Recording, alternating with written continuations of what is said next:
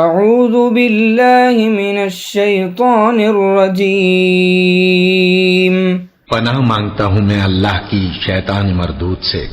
من كان يريد الحياة الدنيا وزينتها نوفي إليهم أعمالهم فيها وهم فيها لا يبخسون۔ جو لوگ دنیا کی زندگی اور اس کی زیب و زینت کے طالب ہوں، ہم ان کے اعمال کا بدلہ انہیں دنیا ہی میں دے دیتے ہیں اور اس میں ان کی حق تلفی نہیں کی جاتی۔ أولئك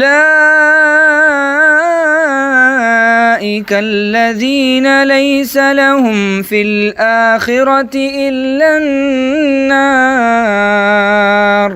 وحبط ما صنعوا فيها وباطل ما كانوا يعملون۔